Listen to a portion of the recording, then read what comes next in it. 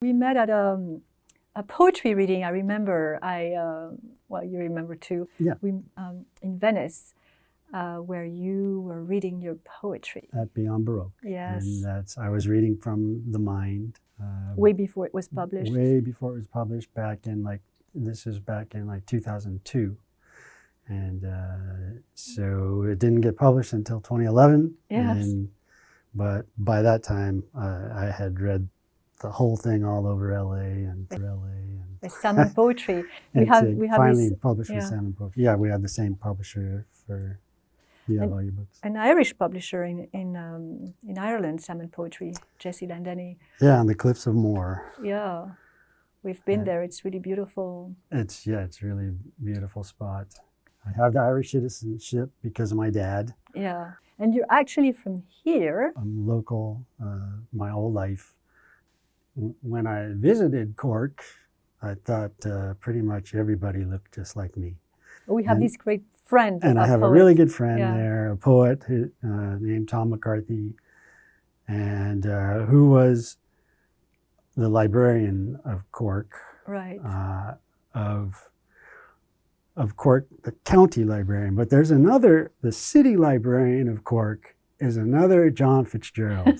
He's actually a much more renowned poet than me. So he's not on Facebook, he's not on Twitter, but I am. And so a bunch of people congratulate me on they tag you instead of him. Yeah. Hey, you won, congratulations. And well, no, it wasn't me. So it's much to my sadness. My name's Spanish. Cardona is actually from Catalonia in Spain, and it's actually from Ibiza. There's a castle called Cardona Castle. Yes, and, in Catalonia. Yeah. My dad was Spanish and my mom was Greek. Yeah. Her family was half from Crete, the island of Crete, and she was born in Thessaloniki. And I was born in Paris and raised all over Europe. Yeah. So the poem I picked is called Uranopolis Pantoum.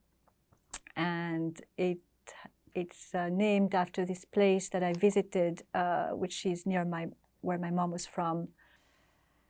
I just, it's a beautiful place, and it's at the foot of the mountains where they have the monasteries in the north of Greece. And I wrote this poem after a dream I had. It was the first time she visited me after she died, and I decided to write it and use the form of the pantoum. And it has an epigraph from Carl Sagan. A love song cast upon the vastness of the deep. Uranopolis Pantoum. She came to me once in a dream, luminescent, clad in white, elated, so much younger than I ever knew her, thankful for my return to Halkidiki. Luminescent, clad in white, elated for the first time since her abrupt departure, thankful for my return to Halkidiki, where holy mountains stretch into the sea. For the first time since her abrupt departure, monasteries sculpted high on rocks, lands, skies, and suns, where holy mountains stretch into the sea, trident beckoning the Aegean. Monasteries sculpted high on rocks, lands, skies, and suns, direct line to God, trident beckoning the Aegean. She embraced me with such love, direct line to God. We were one. She embraced me with such love. Pain or suffering never existed. We were one. No resources wasted like bread in empty houses, where pain or suffering no longer exist. Only bliss, and she, the flower mage. No resources wasted like bread in empty houses, She makes me gardener of memories, only bliss, and she the flower mage. Roses climbing back into my life, she makes me gardener of memories. I wake with sheer joy, roses climbing back into my life. I too see sand, wind, and pine honey. I wake with sheer joy, beams of love and innocence. I too see sand, wind, and pine honey, altered like a glimpse into now. Beams of love and innocence, so much younger than I ever knew her, altered like a glimpse into now. She came to me once in a dream. I used the pantoum for the first time in this poem after I wrote a few more pantoums, but I liked the form and I liked the repetitive aspect of it, where two lines keep repeating in every stanza, and it creates a bit of a haunting effect. Yeah, it makes it emotional. Yeah. You seemed very emotional when you were reading it. You write a lot about dreams. Yeah, I use dreams a lot.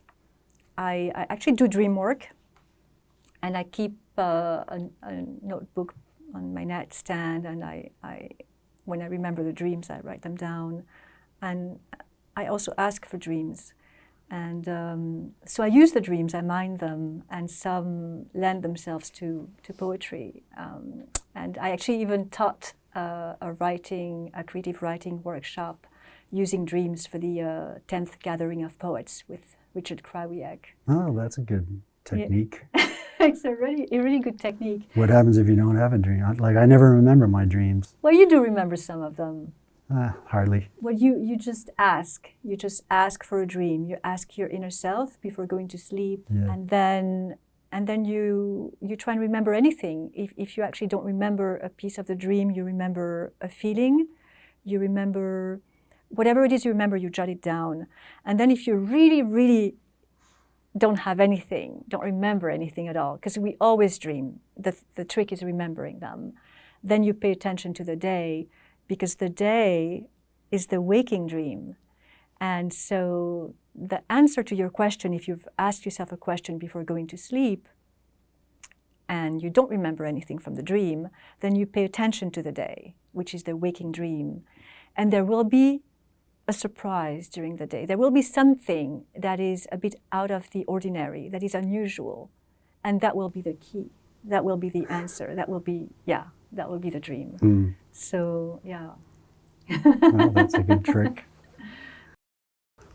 1. I came from the trees. I mean that in the literal way. Back before the first ghost, before the first word when I read the earth's mind, before the music, drums and flute, or the woman who sang the first song. Before I even knew I existed, when selection moved me, the way life came from nothing. 2. To figure out where I came from, I had to go back a long, long way. So I stopped at the trees. I had to stop somewhere, and beyond that was only darkness.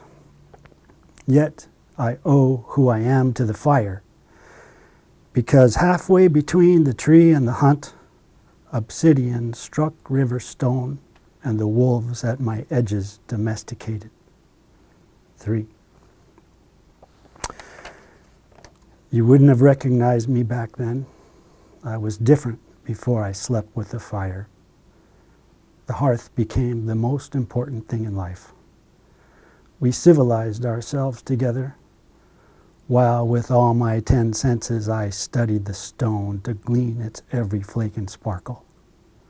I learned its laws so I could break them. There were still no ghosts yet, though, so the dead lay where they fell and we moved on. Yeah, I love this poem so much. I love the opening line. I mean, all of it, but I came from the trees. That's just so beautiful. Thanks. And you see, I mean that in the literal way, back before the first ghost. If you trace human lineage back far enough, at one point, they do come from the trees, Yeah. in the literal way. Mm-hmm. So you could look at it like walking away from a grove of trees, or you could just see it from the literal way that I did evolutionarily come from the trees. Oh yeah, absolutely. Yeah. I have granddaughters, and I'm a lawyer who writes wills and trusts, so, so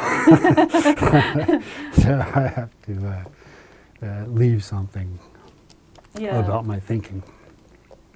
I always feel, connected to everything in terms of like this consciousness, that with the animals and with, the earth and with all the plants and everything that's living and the rocks as well. And I write about that too. The rocks.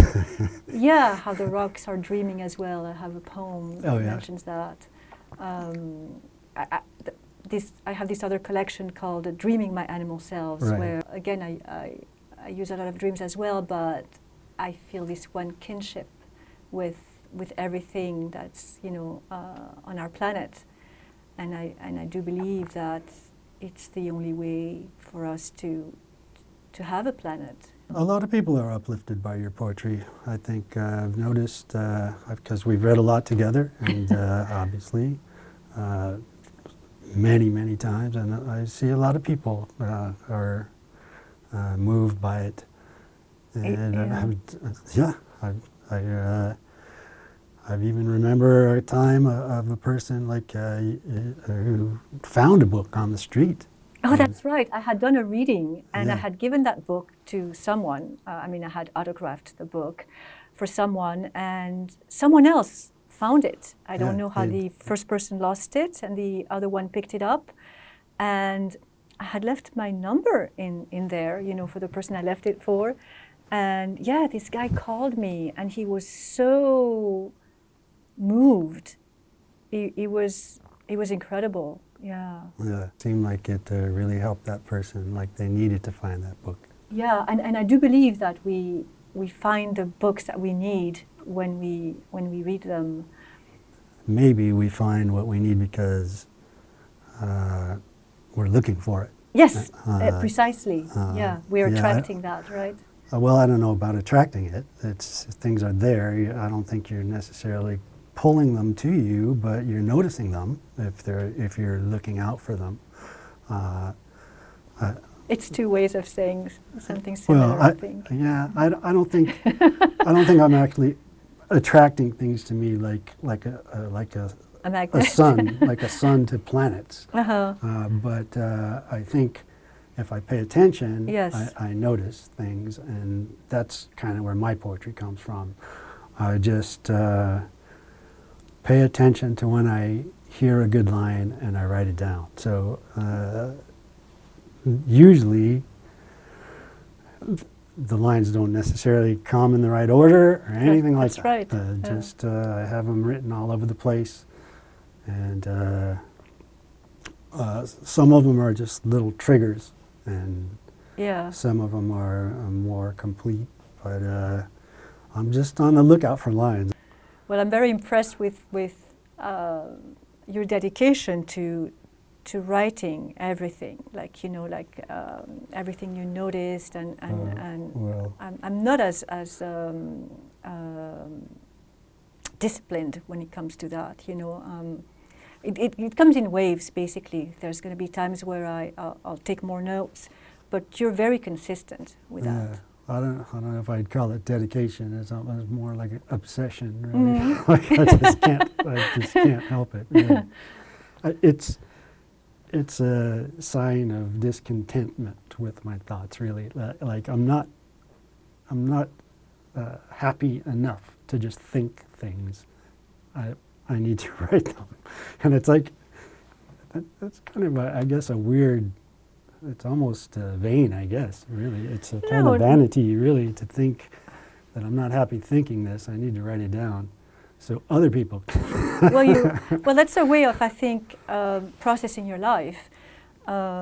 Because for me, it's really,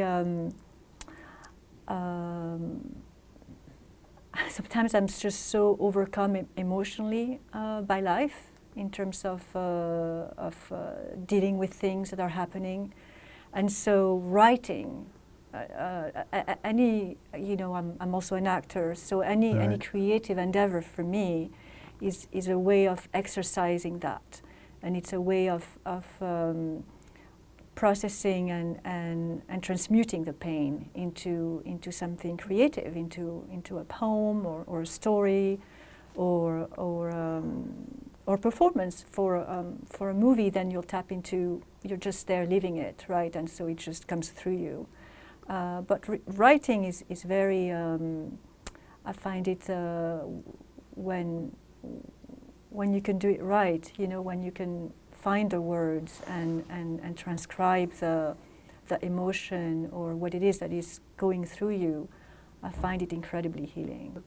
There's like a continuum of speech, and on one side is an absolute lie, and on the other is the absolute truth, if there can be such a thing.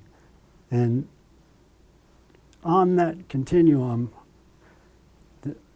all speech lies, and all writing, of course, is just really nothing but another form of speech. But all speech exists along that continuum, and to the extent that you're able to move from the lies all the way to the other side, that's the extent to which I think you're writing poetry, and in between there just falls prose, and it gradually gets more and more poetic until you reach the far side. It's like a way to find out who you are, a way to get to the core of who you are. Like for me, I'm discovering things when I'm tapping into things that I didn't know that I knew, right? It's a process of discovery as well. Like I don't know what's gonna happen, right? What's gonna come out from the writing, right? If your own writing surprises you, I think that's the best that you can hope for. That's right. Yeah. You start with whatever you have. Like when I write something, I think, whoa, where did that come from? Yeah, well, isn't that the gift? I like that, yeah. Yeah, that's the great gift, is when you can make these discoveries, right, and get to the core of who you are. Yeah. It was so traumatic for me when I left Europe to come to the US. It was really a process of, for me, individuation and coming to terms with who I am, who I was, and honoring that, as opposed to doing what other people's expectations of me were, like become a doctor. Right. I went straight into med school at 17 because I could, and then I realized it wasn't for me, and I had a huge depression 2 years into that. And I also studied literature, at the Sorbonne, and what I wrote about was the search for fulfillment in Henry James, and the fact that you just want to live your life. You have this one life as me in this lifetime. I'm not saying, I do think that we could possibly come back and have several lifetimes, but as such, there's only one, as me, Hélène, in this incarnation.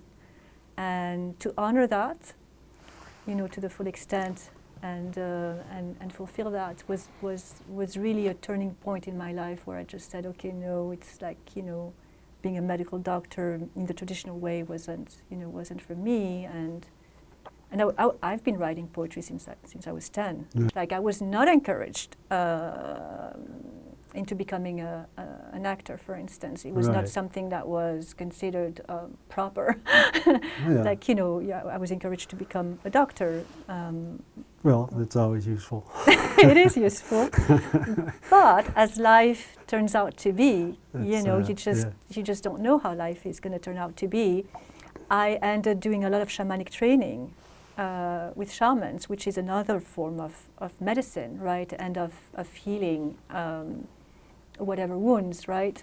So I do believe if it's there for you, it's there for you, and you just have to, you end finding out which way it is. I mean, in your case, you're both a lawyer and a poet, and these two seem to go well together, because poetry is you have to write in a concise manner, to capture the essence of what it is you want to say. And I think as a lawyer, you learn to write that way. Yeah, they don't harm one another. Well, you do have a mind that's when you study law that I think is trained to think in a certain way that is useful. So they say. That's when I was about to go to law school. So I got a scholarship, an essay writing scholarship to law school. So this is like 1993. I'm already in my 30s. 1993, I'm already getting poetry published too. And so I'm getting poems published, and I'm like, hey, I'm a poet. Whoa. I'm like, here, you have a scholarship to law school. You won for writing. It's like, okay, let me see. Law school, lawyer, poet. Lawyer, poet. I'm thinking, I don't think I'll go with the poet. My family's like, what are you, an idiot?